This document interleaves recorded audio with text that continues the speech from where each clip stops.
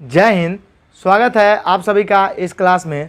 और देखिए, आज जो हम आपका बात करने वाले हैं वो फिर से एक्ट का बात करने वाले हैं, अधिनियम का। इससे पहले हम आपका अधिनियम का 2 वीडियो और क्लास डाल दिए हैं, जिसको आप जाके देख सकते हैं। और उसका पीडीएफ भी हम टेलीग्राम में आपको दे दिए थे, जैसा कि आप लोगों ने लोड किया होगा और उसको पढ़ा होगा। इस क्लास को भी अच्छे से देखिए। आपको हम बताए थे कि एक्ट अगर आपको अभी तक समझ में नहीं आया है तो आप हमारा क्लास कीजिए, आपको खुद ब खुद समझ में आ जाएगा।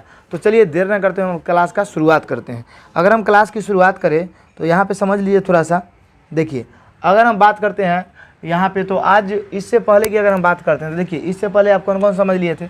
तो इससे पहले 1773 का रेगुलेटिंग एक्ट, 1784 का ईस्ट इंडिया एक्ट, समझे। उसके बाद आप क्या पढ़ लिए थे, 1813 का चार्टर एक्ट, मतलब सॉरी, यहाँ से आप पढ़ लिए थे 1793 का चार्टर एक्ट। उसके बाद पढ़ लिए थे 1813 का चार्टर एक्ट, 1833 का चार्टर एक्ट। तो ये 2 वीडियो में हम इतना एक्ट का कवर कर दिए थे, समझे। अब हम आगे इससे बात करेंगे। चलिए देर न करते हम क्लास का शुरुआत करते हैं। आप सभी आदमी से यही रिक्वेस्ट रहता है कि आप जितने भी लोग सब्सक्राइब किए हुए हैं दरोगा का, वो सभी लोग इसका क्लास का फ़ायदा उठाइए, नहीं तो आने वाला समय में आपको दिक्कत का सामना करना पड़ सकता है। क्योंकि यहाँ पे वही क्लास कराया जाता है जो आपका सवाल आता है, बाकी फालतू का कोई बात नहीं किया जाता है। चलिए, अगर हम बात करते हैं तो आपका जो अगला अधिनियम है वो है 1858 का भारत शासन अधिनियम। इसको समझने से पहले कुछ बातों को हम ध्यान में रखते हैं। देखिए, 1858 का भारत शासन अधिनियम आने का मुख्य कारण ये था कि इसको हम सबसे सुधार वाला अधिनियम बोलते हैं, समझे। भारत के अंदर 2 ही एक्ट आया जो सबसे ज़्यादा भारत के अंदर सुधार लाया। एक 1858 का भारत परिषद अधिनियम और एक भारत शासन अधिनियम 1935। इन दोनों में आपको कई तरह के सुधार लाया गया। तो इसके पीछे एक कारण था। कारण ये था कि 1858 का जो भारत परिषद अधिनियम आया था, पहली बात तो ये है कि सरकार के द्वारा कहा गया था कि अब जितना भी अधिनियम आएगा वो आएगा 20-20 वर्षों पर। ये 1793 के चार्टर एक्ट में आप देखिएगा, 1793 के चार्टर एक्ट में यह नियम लगाया कि अब जितने भी अधिनियम आएंगे वो 20 वर्षों पर आएंगे। तो आपका ठीक है, 20 वर्षों के बाद तो 13 आता है, 20 वर्ष बाद ठीक है, और 20 वर्षों के बाद 33 भी आता है। लेकिन सर 33 के बाद अगला 1853 भी आया, जो हम आपको पिछले वीडियो में बताए हुए हैं। 1853 भी आपका 20 वर्षों पर आया। तो देखिए, जिस तरह से आपका 1793 में ब्रिटेन के राजा द्वारा घोषणा किया गया कि अब जितने भी अधिनियम आएंगे वो 20-20 वर्षों पर आएंगे, तो ऐसा हुआ भी। देखिए, इससे ये 20 साल का डिफरेंस है, फिर 20 साल का डिफरेंस है, फिर 20 साल का डिफरेंस है। लेकिन हुआ क्या कि 1853 के बाद अगर 20 आप जोड़िएगा तो अगला जो अधिनियम आना चाहिए था वो 53 प्लस 20 जोड़िए तो आपका क्या आ जाएगा, मतलब 73। 1873 में अधिनियम आना चाहिए था इसके हिसाब से, लेकिन ऐसा बिल्कुल नहीं हुआ। क्यों नहीं हुआ कि 1853 के ठीक आप देखिएगा 5 साल बाद आपका एक अधिनियम आता है जिसको हम बोलते हैं 1858 का भारत परिषद अधिनियम। तो सर ऐसा क्यों हुआ? तो इसके पीछे सबसे मेन जो कारण था, भारत के अंदर देखिएगा कि लोगों को अंग्रेज़ों के द्वारा बहुत ज़्यादा तंग किया जाने लगा था और लोग उनसे काफ़ी परेशान हो गए थे, आर्थिक, राजनीतिक और मतलब सभी तरह के स्थिति से। मतलब इन सभी को चोट पहुँचाने लगा था। कौन आपका? तो ये अंग्रेज़। और उसके बाद जितने भी जॉब के सेक्टर थे उन सभी पर आपका कुप्रभाव करने लगा था। अंग्रेज़ों का जो मतलब रवैया था वो काफ़ी लोगों के लिए बदल गया था। इसी वजह से उसके रवैया को सुधारने के लिए हमारे भारतीय लोगों ने एक विद्रोह कर दिया। क्या कर दिया? विद्रोह, जिसको हम 1857 के क्रांति के नाम से जानते हैं। तो इसका जो महत्वपूर्ण कारण था बीचे में आपका अधिनियम आने का, इसका सबसे देखिए, आप समझिए, आपको जब हम समझाएंगे तभी आप समझ पाइएगा। 5 मिनट एक्स्ट्रा देखिए तो क्या होगा, अगर मान के चलिए हम 10 मिनट का वीडियो बना दें, आपको समझ में नहीं आएगा तो फिर उस वीडियो का औचित्य क्या बनता है? नहीं ना बनता है। तो आप समझिए, जब 1858 के भारत परिषद अधिनियम आने का मेन कारण था कि आपका 1857 के क्रांति हुआ था जो 1 वर्ष तक लगभग चला था। और इसके अंदर देखिएगा तो बहुत सारे लोगों, ये युद्ध हुआ था आपका स्वतंत्रता दिलाने के लिए, लेकिन ये युद्ध सफल नहीं हो पाया। ये क्यों नहीं हो पाया, जब इसका हम पढ़ाएंगे तब बताएंगे, समझे। तो इसका मेन कारण जो था आपका 1858 के भारत परिषद अधिनियम आने का, ये 1857 के विद्रोह के बाद जो हुआ था उसी को देखते हुए अंग्रेज ने इसको लाया था। जबकि आना चाहिए था कब? आपका 1873 में। तब 5 साल बाद आपका आ गया था ये क्रांति के कारण। तो आशा करते हैं आपको इतना समझ में जरूर आया होगा। अब देखिए, जब ये 1858 का भारत परिषद अधिनियम आया तो भारत के अंदर कई सुधार किए गए, समझे। जैसे में देखिए, ईस्ट इंडिया कंपनी जो अत्याचार लोगों पे कर रहा था उसके पावर को घटा दिया गया, समझे। उसके बाद गवर्नर जनरल को भी पावर को कम कर दिया गया और भारत सरकार ने अपना ब्रिटेन के सरकार ने अपना एक प्रतिनिधि को भारत में नियुक्त किया। तो इन सब चीज़ों को आइए हम समझते हैं अब इसके क्लास के माध्यम से। अगर देखते हैं तो देखिए, जब ये 1858 का भारत परिषद अधिनियम आया तो इसमें क्या किया गया, इसमें भारत के शासन को बेहतर बनाने वाला अधिनियम कहते हैं। मतलब भारत के शासन को बेहतर बनाने वाला अधिनियम आपका कौन सा हो जाएगा, तो 1858 का भारत परिषद अधिनियम। उसके बाद अगला आपका क्या आया, उसके बाद देखिए इसमें सुधार क्या किया गया। ईस्ट इंडिया कंपनी जो थी आपका ईस्ट इंडिया कंपनी, इसके शासन को समाप्त कर दिया गया। मतलब ऐसा नहीं कि भारत के अंदर अंग्रेजों का शासन समाप्त हो गया, अंग्रेज जिस ईस्ट इंडिया कंपनी को भेजा था उसके शासन को समाप्त कर दिया गया। 1858 तक ईस्ट इंडिया कंपनी दोनों काम करता था, व्यापार भी करता था और शासन भी करता था।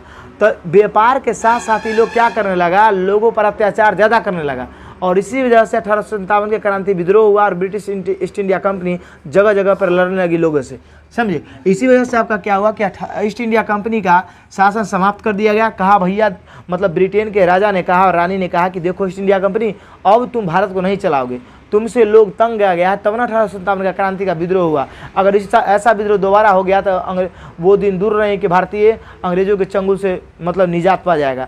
तो इसलिए जानते हैं क्या हुआ ये कि ईस्ट इंडिया कंपनी के शासन जो कर रहा था, शासन के पावर को इससे छीन लिया गया और कहा गया कि तुम सिर्फ व्यापार से मतलब रखो। किससे मतलब रखो, सिर्फ व्यापार से। जिस तरह से तुम पहले व्यापार करते थे उसी तरह से तुम सिर्फ व्यापार करो और शासन तुम हमको दे दो। मतलब ब्रिटेन के सरकार का भैया शासन तुम हमको दे दो, शासन अब इंडिया पे हम करेंगे। तो इस तरह से समझ में आपको आ गया। तो ईस्ट इंडिया कंपनी को क्या किया गया, शासन को समाप्त कर दिया गया। और यहाँ से देखिएगा तो यहाँ से जैसे ही समाप्त होता है तो यहाँ से ब्रिटिश क्राउन का शासन हो जाता है। मतलब वहाँ से अंग्रेज डायरेक्ट जो ब्रिटेन के राजा रानी होता है वहाँ से वो लोग शासन करने लगते। तो कहे सर उतना दूर बैठ के वो कैसे शासन करेगा सर, पहले तो वीडियो कॉल का व्यवस्था नहीं था। देखिए वो कैसे शासन करता था, तो वो अपना नियम कानून इसी एक्ट के तहत लाया और कहा कि इस कंपनी शासन नहीं करेगी, हम जिसको नियुक्त करेंगे, हम जिसको बोलेंगे, जो बोलेंगे उस तरह से आपका शासन चलेगा। ब्रिटेन के राजा बोला और रानी ने। तो आपको आशा करते हैं कि यहाँ से समझ में आ गया होगा।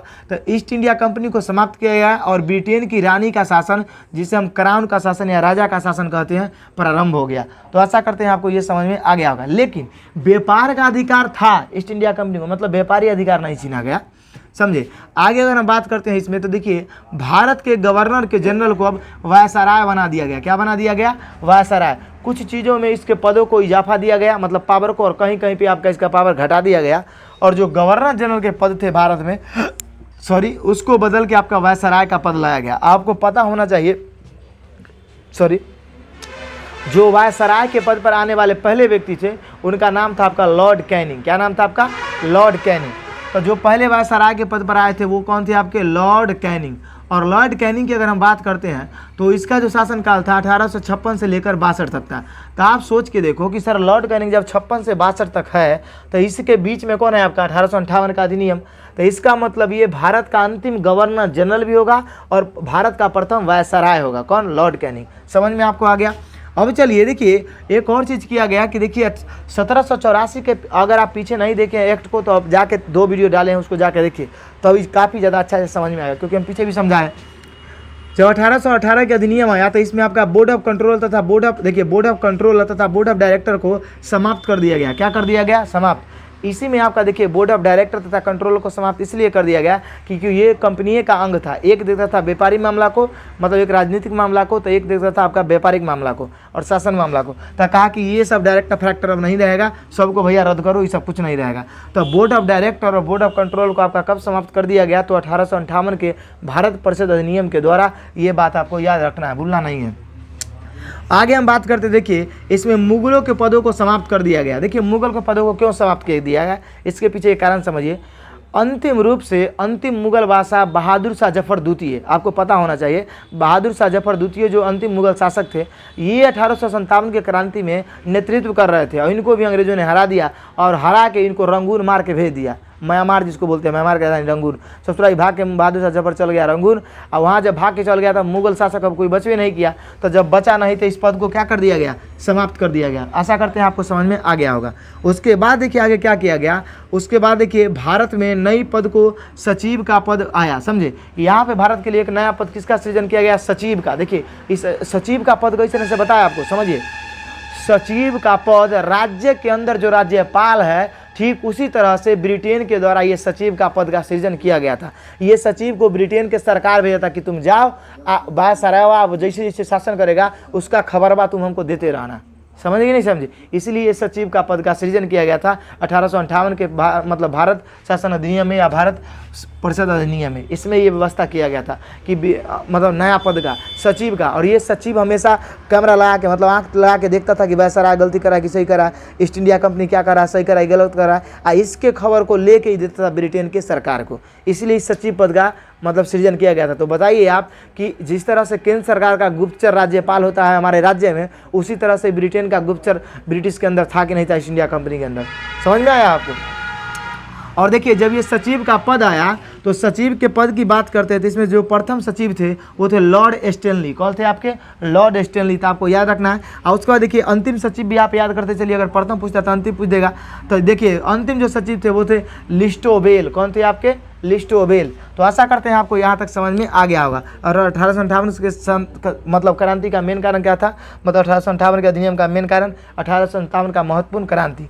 आशा करते हैं आपको कि 1858 के जो भारत परिषद अधिनियम है वो आपको पूरा का पूरा समझ में आ गया होगा, समझे? इससे ज़्यादा आपको और कुछ नहीं पूछ सकता है, ना इससे एक्स्ट्रा। देखिए ये आप जब किताब में पढ़िएगा तो लेंदी प्रोसेस से दिया रहेगा, लेकिन हम आपको ऐसे लिख और समझा देते हैं जिससे कि आपको दिक्कत नहीं हो। तो आप ज़रूर बताइएगा कि आपको ये क्लास कैसा लग रहा है। देखिए व्यू तो वीडियो के गड़बड़ा ही गया है कि नहीं? इधर मतलब क्या हो गया यूट्यूब में पता नहीं।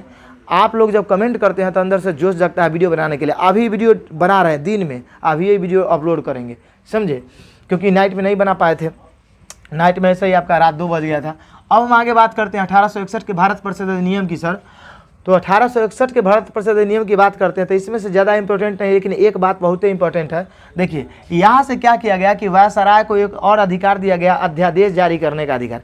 अध्यादेश क्या होता है? तो अस्थायी कानून होता है। जैसे मान के चलिए कोई बैठक उठक नहीं चल रहा है, समझे, तो हम एक अध्यादेश जारी कर दिए कि भैया ये कानून को लगा, जब सब लोग आएंगे तो हम पूछ लेंगे अगर ये कानून सही है तो ठीक है, नहीं तो रद्द कर दीजिए। इसी को बोलते हैं हम अस्थायी कानून, जो अभी वर्तमान समय भारत के राष्ट्रपति को भी प्राप्त है अध्यादेश जारी करने का। तो ये वायसराय को प्रथम बार दिया गया अध्यादेश जारी करने का अधिकार 1861 के अधिनियम के तहत। उसके बाद देखिए 1861 के अधिनियम में ही आपका कैबिनेट मंत्री या मंत्रिमंडलीय प्रणाली का शुरुआत हुआ, समझे। विधान परिषद का सृजन किया गया 1861 के अधिनियम के तहत। और विधान परिषद के अगर सृजन किया गया तो इसमें देखिए इसमें क्या किया गया, इसमें 3 भारतीय लोगों को भी चुना गया सदस्य के रूप में। एक पाटियाला के राजा, उसका सर दिनकर राव, उसके बाद बनारस के राजा, इन 3 लोगों को चुना गया। सबसे बड़ी बात समझिए, ब्रिटेन के समय में वोट देने का अधिकार किसी को भी नहीं था। ये 3 लोगों को इस चलते चुना गया कि ये लोग बहुत रईस व्यक्ति थे। पहले आपका बताते हैं अंग्रेज के समय में साधारण व्यक्ति नहीं कि जाइए आप हमको वोट गिराना दीजिए, नहीं गिराने देगा, है कि नहीं, भगाइए देगा मार के। तो उस समय में देखिएगा धीरे धीरे अधिकार मिलते मिलते लोगों को वोट का अधिकार मिला। और जब लोगों को भी वोट का अधिकार मिला था तो गिने चुने लोगों को, जो पैसा वाले लोग हैं, जो कहवाईता है उस समय का, उनको मिलता था अधिकार। आशा करते हैं आपको ये 1861 का अधिनियम भी समझ में आ गया होगा। अब देखिए अगला जो हम अधिनियम बात करेंगे वो बात करेंगे आपका क्या, तो 1919 का भारत शासन अधिनियम। 1909 के भारत शासन अधिनियम की अगर हम बात करते हैं तो इसको हम मार्ले मिंटो सुधार अधिनियम के नाम से भी जानते हैं। क्या जानते हैं? मार्ले मिंटो सुधार अधिनियम। मार्ले मिंटो सुधार अधिनियम के नाम से जानते हैं, समझे। अगर मार्ले मिंटो सुधार अधिनियम के बारे में बात करते हैं तो देखिए इसको मार्ले मिंटो सुधार अधिनियम क्यों कहा गया। जो मार्ले थे उस समय में वो थे सचिव के पद पर। किसके पद पर? सचिव के। और जो मिंटो था आपका, वो मिंटो जो था आपका, मिंटो द्वितीय था। ये किसके पद पर था? ये मिंटो द्वितीय याद रखें, क्योंकि मिंटो प्रथम और द्वितीय 2 बने हैं। तो मिंटो द्वितीय जो था वो था किसके पद पर? तो वो आपका था मतलब वायसराय के पद पर। किसके पद पर? वायसराय के पद पर। तो यहाँ तक आपको समझ में आ गया। अब देखिए जब ये आपका अधिनियम आया था तो उस समय में जो पीएम थे, प्रधानमंत्री के पद पर थे, वो थे एच.एच. एक्यूथ। कौन थे आपके? एच.एच. एक्यूथ थे। इस बात को भी आपको याद रखना है क्योंकि ये आपसे पूछ सकता है, समझे। आगे हम बात करते हैं तो आगे देखिए इसमें सबसे मेन जो काम किया गया था, दरोगा से लेकर बीपीएससी यूपीएससी अभी तक जितना एग्जाम हुआ है सबसे ज़्यादा ये क्वेश्चन पूछा गया है। 1909 के अधिनियम में ये किया गया था कि मुसलमानों के लिए पृथक निर्वाचन का अधिकार दिया गया था, मतलब सांप्रदायिकता निर्वाचन प्रणाली का अधिकार दिया गया था मुसलमानों को।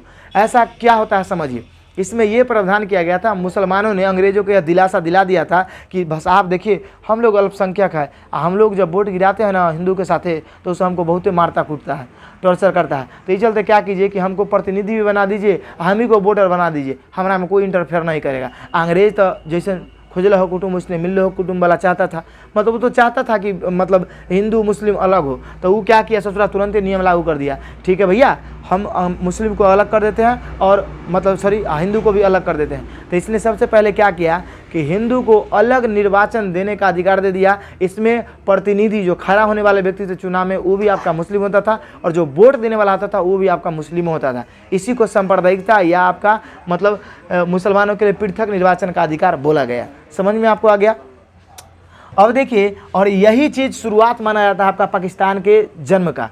यहीं से पाकिस्तान का बीज रोपा जाता है, समझे, क्योंकि अंग्रेज ही ये बीज सबसे पहले रोपते हैं। यहीं से आप समझिए कि पाकिस्तान का जन्म होता है। आगे समझिए, इसमें विधान परिषद के सदस्यों को बजट पर चुनाव करने का अधिकार दे दिया गया।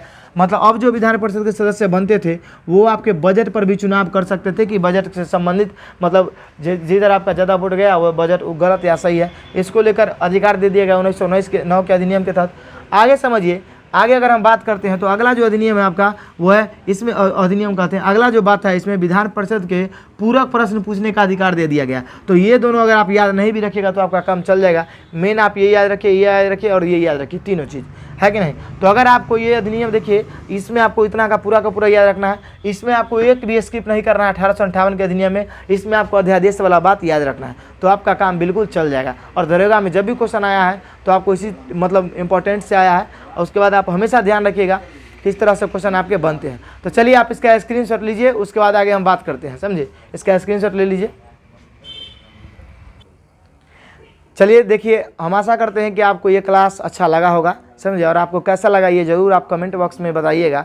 और देखिए, वीडियो को और हम आगे बढ़ा सकते हैं, लेकिन ज़्यादा लंबा हो जाएगा वीडियो तो फिर आप देखिएगा नहीं, हमको पता है। इसी वजह से 1909 के अधिनियम तक छोड़ते हैं। अगला जो एक्ट है आपका 1919 का, 1935 का, 1947 का, ये तीनों को हम एक वीडियो में कवर कर देंगे। इस तरह से आपका अधिनियम का टोटल 4 वीडियो होगा। आप पीछे वाला वीडियो भी दोनों जाके देख लीजिए, चैनल पे डाला हुआ है, आपका मिल जाएगा। तो चलिए, तब तक के लिए जय हिंद, जय भारत। मिलते हैं हम आपसे अगले क्लास में और अगले वीडियो में।